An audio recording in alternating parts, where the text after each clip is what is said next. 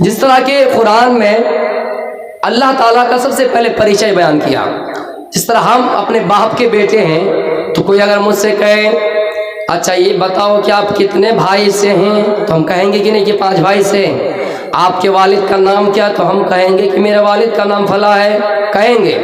تو سب سے پہلے قرآن میں اللہ کا پریچے مل رہا ہے، ذکر مل رہا ہے، ان کا انٹروڈکشن تعریف کیا جاتا ہے. جس طرح ہم آپ کے جھارکھنڈ سرزمین پر تشریف لے آئے تو آپ کی پہلے یہ ذمہ داری بنتی ہے کہ آپ مجھ سے سوال کریں کہ آپ فلاں کس ریاست سے ہیں، آپ کس جگہ سے تعلق رکھتے ہیں.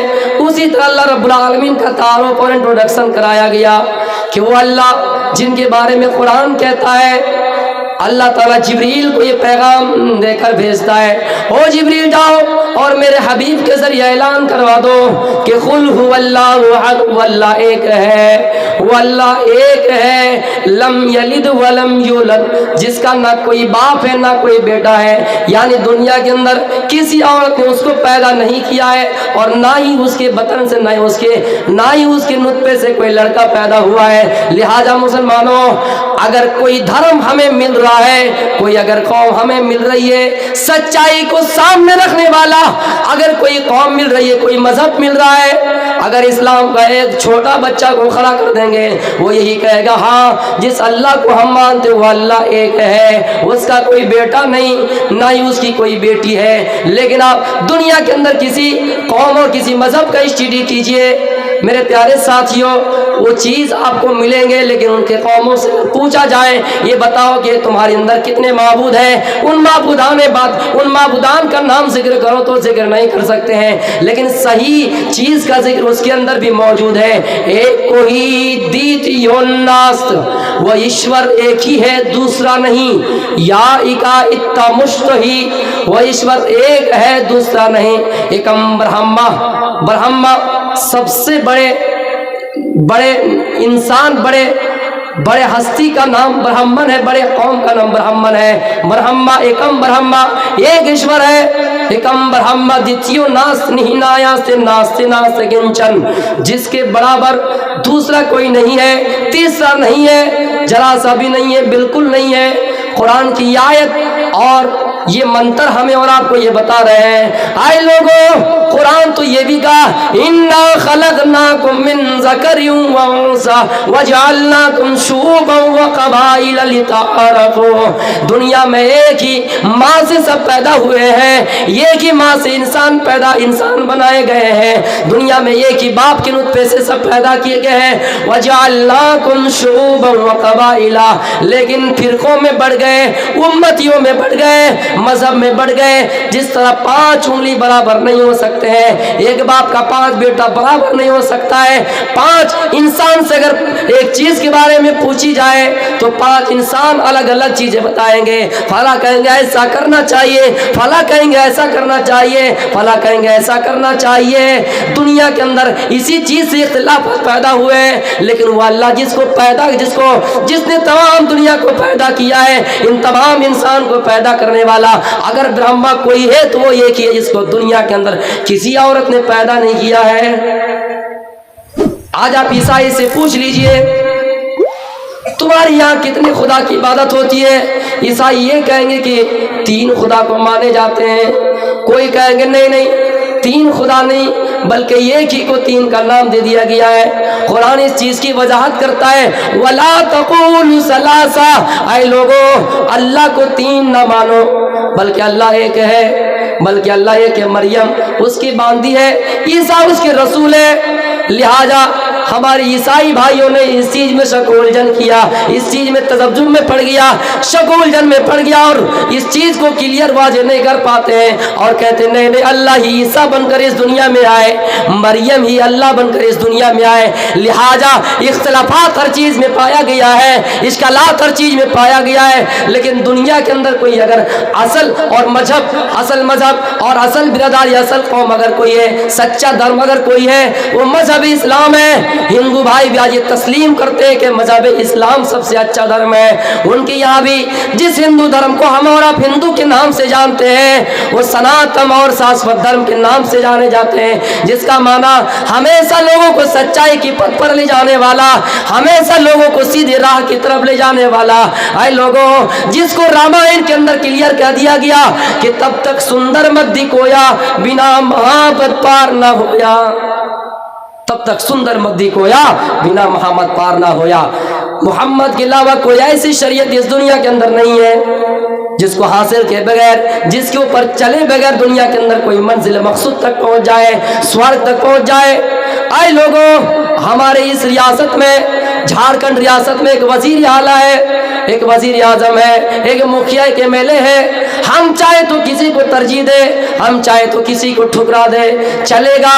लेकिन मुहम्मदुर रसूलुल्लाह की शरीयत ऐसी है, मुहम्मदुर रसूलुल्लाह का ऐसा दरवाजा है जिस शरीयत को सबको अपनाना है, उस शरीयत के ऊपर सबको चलना है। ला इलाहा इल्लल्लाह हरने पापा मिल्लल्लाह परमपदा।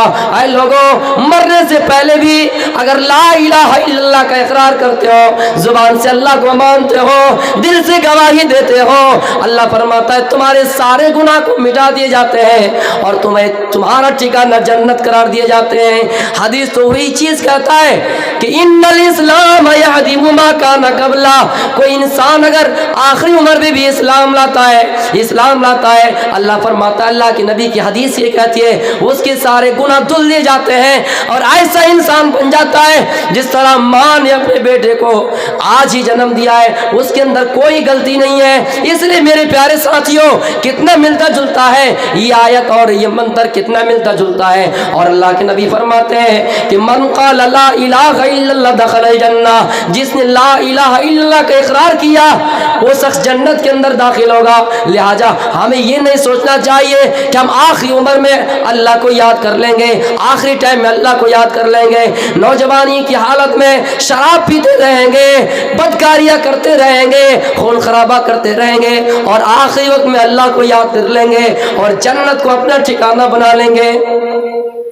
मेरा सफर ये परसों जो गुजरने वाली तारीख है, यहाँ आपके गुमानी से बनारस की सरजमीन तक हुआ। मेरे प्यारे साथियों, हमने एक नौजवान इंसान को देखा जो रेल की पटरी में अपनी जान और अपना दम तोड़ दिया। इसलिए किसी इंसान को ये इख्तियार नहीं कि वो अपने मर्जी के मुताबिक इस दुनिया से जाए, बल्कि अल्लाह फरमाता है, आए इंसानों, हमने तुम्हारे अंदर किस जमीन में मौत होगी लिख दी है। लिहाजा ये ना सोचो जब तक तुम जिंदा हो, ये सोचो कि हम अच्छे अमाल करते रहेंगे। मेरे प्यारे साथियों, आइए उस ईश्वर की सिफात ये बयान किए जा रहे हैं कि न तस ये प्रतिमास, वो ईश्वर जिसकी कोई मूर्ति नहीं, जिसकी कोई छवि नहीं।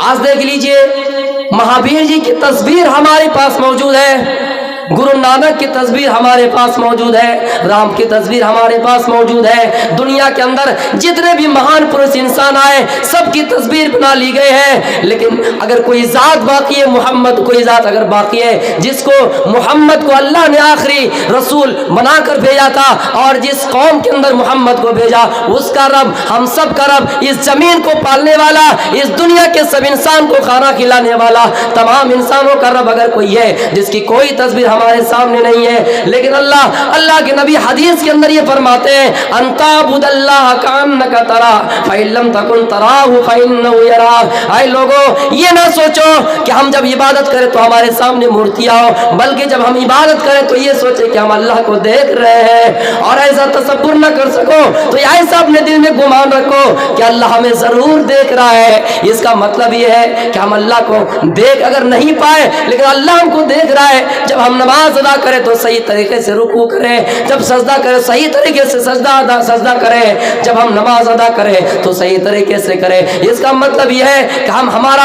हर वो अमल चाहे अच्छा ही क्यों ना हो, हम अगर अल्लाह को गवाह बनाकर करेंगे अल्लाह हम पर खुश होगा। अल्लाह फरमाता है कोई भी अमल करो हमके खुश रखने के लिए करो। कोई इंसान अगर गुनाह का काम करता है और अपने दिल में ये सोचता है, ये अल्लाह तू हमें देख रहा है, अरे अल्लाह दुनिया के अंदर कोई सीसीटीवी कैमरा नहीं, दुनिया के अंदर कोई सीसीटीवी फुटेज नहीं है, हम लोगों के नजरों से ओझल है, हम ऐसी तन्हाई में है, चारों तरफ से दीवारें हैं, दुनिया دنیا کے اندر کوئی انسان ہم کو دیکھ نہیں سکتا ہے، لیکن یہ اللہ تو ہمیں دیکھ رہا ہے۔ یہ اللہ اگر تو دیکھ رہا ہے تو تو ہمیں پکڑ لے گا، اس لیے ہم گناہ نہیں کریں گے۔ اب یہ بتاؤ کہ کوئی اگر کسی کو اپنے سامنے رکھ کر عبادت کرے، کیا اس کا لحاظ کرتا ہے؟ نہیں کرتا ہے، کیونکہ وہ بھی جانتا ہے یہ اگر ایک شیر کا پتلا بنا دیا جائے یا ایک بکری کا پتلا بنا دیا جائے، شیر اس بکری کو اوپر لپکیں گے نہیں، اس لیے کہ اس کو بھی معلوم ہے کہ اس بکری کے اندر جان نہیں ہے۔ ایک بلی اگر ان کے سامنے چوہے کی تصویر رکھ دی جائے پتھروں کی، یا ان کے سامنے کاغذوں کی مورتیاں رکھ دی جائے، کاغذوں کی چوہے رکھ دیے جائے، ایک بلی کو اتنی عقل ہے کہ وہ بلی اس کے اوپر جھپکیں گے نہیں۔ اللہ فرماتا ہے میری تو شکل و صورت کے بارے میں گمان ہی نہ کرو۔ قرآن میں اللہ کہتا ہے میرے ہاتھ کا ذکر ہے، چہرے کا ذکر ہے، لیکن کیسا تم اختیار نہیں کر سکتے ہو، یہ بھی نہیں سوچ سکتے ہو۔ یوسف دنیا میں خوبصورت انسان تھا تو یوسف ہی کی طرح ہے، محمد اس دنیا میں خوبصورت انسان تھے تو محمد کی طرح ہے۔ اللہ کا رنگت کیسا ہے، اللہ کی شکل و صورت کیسی ہے، دنیا کے کسی انسان سے آپ اس کو تشبیہ نہیں دے سکتے ہیں، کسی انسان سے آپ اس کو تشبیہ نہیں دے سکتے ہیں۔ ایک ہم ستو بھی پربہودا ودنیت، لوگ اس ایشور کو کئی ناموں سے بلائیں گے۔ دنیا میں کسی انسان کے اندر ساری چیزیں صفاتیں نہیں ہیں۔ کوئی مولوی آپ کے سامنے، آپ کا بیٹا آپ نے پڑھایا لکھا یا مولوی بن کر آیا، لیکن ان کو ڈاکٹروں کا علم نہیں۔ کوئی ماسٹر جس کو آپ نے گریجویشن کرایا، جس کو آپ نے ایم اے کرایا، بی اے کرایا، لیکن اس کو قرآن و حدیث کا علم نہیں۔ یعنی ایک انسان کو دنیا میں تمام صفاتیں نہیں مل سکتے ہیں، لیکن اللہ کو تمام صفاتیں حاصل ہے۔ کوئی اگر جھارکھنڈ والا اللہ سے دعا کرے یا اللہ تو مجھے دھوپ دے دے، اللہ دھوپ دینے کا مالک بھی ہے۔ کوئی انسان یہ کہے اللہ تو مجھے بیٹا بیٹی دے دے، اللہ فرماتا وَهُوَ عَلَى كُلِّ شَيْءٍ قَدِيرٌ، آئے میرے بندوں میں بیٹا بیٹی دینے پر بھی قادر ہوں۔ گویا اللہ تمام صفاتوں سے متصف ہے، لیکن مجھے دنیا میں بتاؤ کوئی ایسی ہستی ہے، کوئی ایسا انسان ہے، کوئی ایسا مہان پروش ہے جو ان تمام اخلاقوں سے بھری ہوئے ہو، جو ان تمام صفاتوں سے متصف ہو۔ دنیا کے اندر کوئی چاہے کتنا ہی خوبصورت انسان ہو، اس کے اندر نقص و نقائص پائے جاتے ہیں، لیکن اللہ ہے جو تمام چیزوں کا مالک ہے۔ وہ اگر کسی کو مار سکتا ہے تو کسی کو زندہ بھی کر سکتا ہے، کسی کو بغیر باپ کے بھی پیدا کر سکتا ہے۔ اے نوجوانوں، ہم اور آپ بڑے فخر سے کہتے ہیں کہ سائنس ترقی کر چکے ہیں، میڈیکل ترقی کر چکے ہیں، لیکن دنیا کے اندر مجھے کوئی ایسا انسان دکھاؤ، کوئی ایسا ہستی دکھاؤ، کوئی ایسا سائنس اور ٹیکنالوجی والا انسان دکھاؤ جس نے کسی انسان کو زندہ کیا ہو۔ ہاں، ایک انسان کی شکل بنائی جا سکتی ہے، ایک انسان کے جسم میں جان نہیں بلکہ مشین کے دوارا اس کو آگے بڑھایا جا سکتا ہے۔ ان کی ہاتھ حرکت کر سکتے ہیں، ان کے پیر آگے بڑھ سکتے ہیں، مشینوں کے ذریعے سے ان کو نماز بھی ادا کرائے جا سکتے ہیں، لیکن دنیا کے اندر کوئی ایسی سرجری بتاؤ، دنیا کے اندر کوئی ایسی مشین بتاؤ جو انہوں نے واضح کیا کہ کسی انسان کے اندر روح ڈالی ہے۔ میرے پیارے ساتھیوں، یا پھر ہمارا کوئی بھائی مر گیا ہو، ہم یہ نہیں چاہتے تھے کہ میرا بھائی مرے، ہم سب یہی چاہتے تھے۔ یہ جو جھارکھنڈ کے صوبائی جلیہ جمعیت اہل حدیث کے مالک ہیں، ہم چاہتے تھے جو اس پرکھنڈ کے ودھایک ہیں، ہم چاہتے تھے یہ جھارکھنڈ کے جو ریاست جھارکھنڈ کے وزیر اعلیٰ ہے، ہم اس کو مرنا پسند نہیں کرتے تھے کہ وہ مرے، ہم یہ نہیں چاہتے تھے کہ وہ اس دنیا سے جائے، لیکن اللہ نے اگر اس کی جان لے لی، اللہ نے اس کو اگر موت دے دی ہے، تو مجھے بتاؤ دنیا کے اندر کوئی ایسی طاقت ہے جو اس کو زندہ کر سکے؟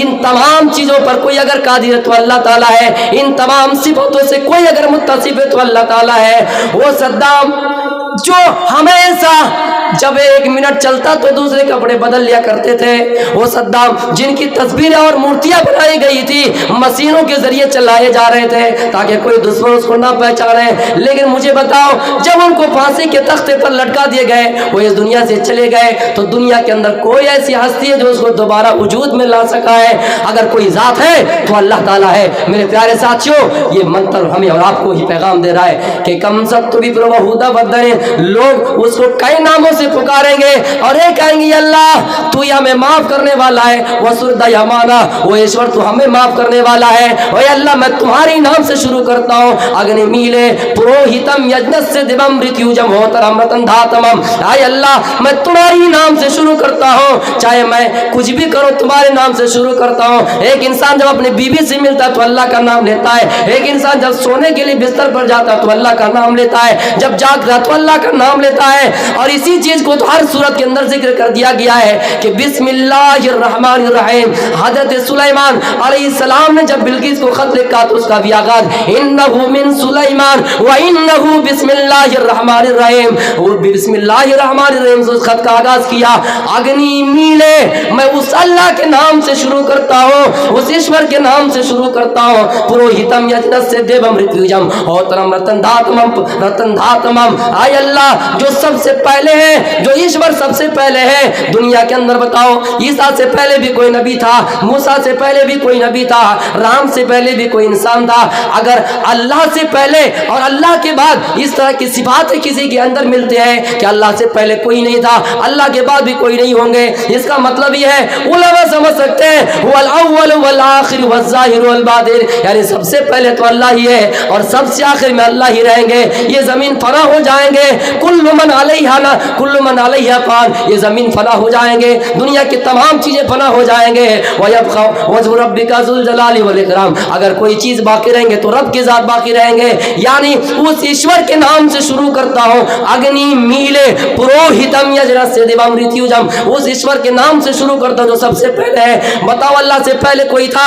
جب ساری دنیا ختم ہو جائیں گی تو اللہ کے علاوہ کچھ بچے گا نہیں، اس لیے میرے پیارے ساتھیوں جو بھی کچھ مانگنا اسی سے مانگو، یا چتیو یو پمما نستسما دیوی سوڑی ریسا، یا چتیو یو پمما نستسما دیوی سوڑی ریسا، جو کچھ مانگو اسی سے مانگو، ساری چیزیں وہی دینے والا ہے، ادعونی استجب لکم، مجھے سے مانگو میں تمہاری فریاد قبول کرنے والا ہوں۔ ایک صحابی آتا ہے اللہ کے نبی کے پاس اور کہتا ہے راستہ کافی دور ہے، راستے میں جنگلات ہے، شیر کا خطرہ ہے، راستے میں جنگلی جانور ہے، وحشی جانور ہے، مجھے بہت ڈر ہے، مختصر نصیحت کر دیجئے۔ آپ نے فرمایا جا سألت فاسأل اللہ وإذا استعنت فاستعن باللہ، جب بھی مانگو تو اللہ سے مانگو، وہی سب کچھ دینے والا ہے، مدد کی ضرورت پڑ جائے تو اللہ تعالیٰ سے مانگو۔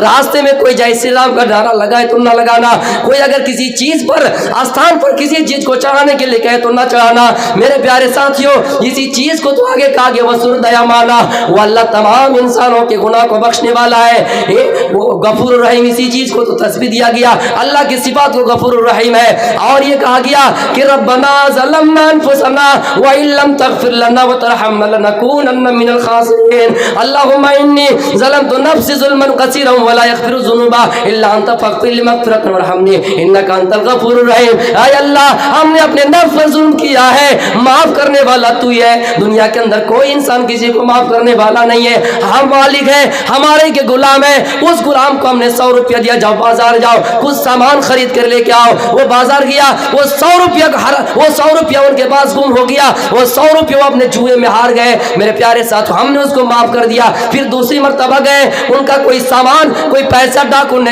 لٹیروں نے لوٹ لیا، چرا لیا، پھر ہم نے اس کو معاف کر دیے، لیکن تیسری بار ہم معاف کرنے والے نہیں ہیں، لیکن اللہ فرماتا ہے تم میرے بندو ہو، میں ہمیشہ تم کو معاف کرنے والا ہوں، وسردیامانا تم بڑے میں بڑے رحم والا اور کرپالو والا، ہر انسان کو معاف کرنے والا ہوں، مہیدے وسے سبھی تو پرشتوتی مہان عمادتو، اس اللہ کی تمام تعریفیں اسی اللہ کے لیے ہیں جس نے ایک انسان کو ماں کے پیٹ میں آکسیجن پہنچایا، ماں کے پیٹ میں سب کچھ غذا بھی پہنچایا، اس ایشور کی تعریف ہے جس نے حقیر نطفے سے انسان کو پیدا کیا، ساری تعریفیں تو اسی اللہ کے لیے ہے، لہذا ہمیں اسی کی طرف تو لوٹ کر جانا ہے۔ کیف تکفرون باللہ وکنتم اموات فاحیاکم ثم یمیتکم ثم یحییکم ثم الیہ ترجعون، ہمیں زندہ کیا، پہلے ہم مردہ تھے، زندہ کیا، پھر مارے جائیں گے، پھر زندہ کیے جائیں گے، پھر اسی کی طرف لوٹائے جائیں گے۔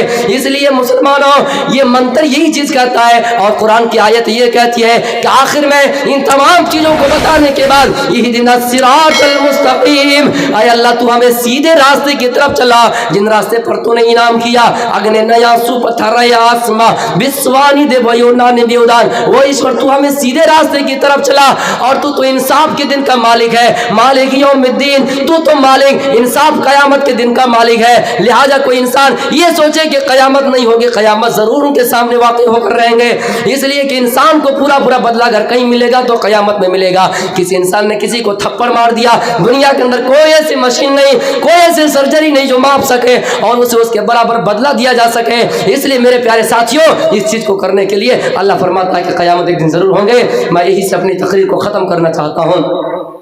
میرے پیارے ساتھیوں، آخر میں قیامت کے بارے میں جو میں نے بتایا کہ قیامت اس لیے قائم ہوں گے کہ اس دنیا میں انصاف پورا نہیں ہو رہا ہے، آخرت میں اور قیامت کے دن لوگوں کا انصاف برابر ہوگا۔